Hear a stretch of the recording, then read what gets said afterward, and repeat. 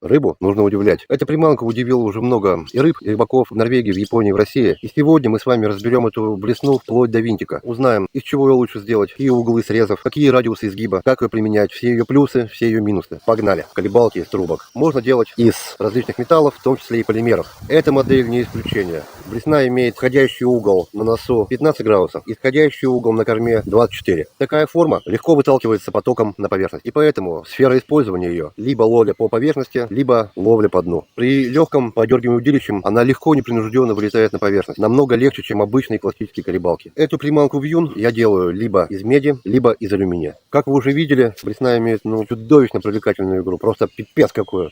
При ловле судака часто бывает, что нам не нужна вот такая подвижность. Поэтому что мы делаем? Мы просто увеличиваем радиус изгиба, чтобы блесна была более пологая, чтобы не была такая сильно изогнутая. Этим мы снизим колебания. Сфера применения номер раз – это жабовник. Кто-то скажет, а нахера нам еще 101-я приманка, которая будет работать на жабовнике? Есть воблеры, которые можем провести по заросшим участкам, где воды там остается сантиметров 10.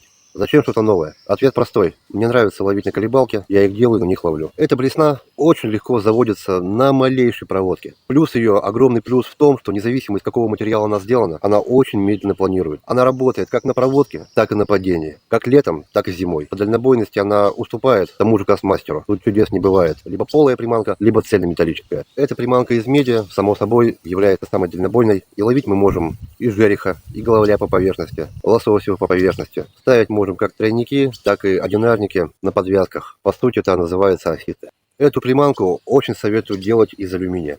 Если вы, как и я, очень любите ловить судака, то именно эта модель из алюминия будет просто вне конкуренции. Да, конечно, вы скажете, как мне ее заглубить. Только чебурашка. Разборный груз чебурашка вам в помощь. И она будет работать у вас, и пока идет ко дну работает, и на подбросах работает. Постоянно работает, даже если вы ничего не делали, опустили груз на дно. При полировке очень похож на серебро. Размеры приманки. Длина 72.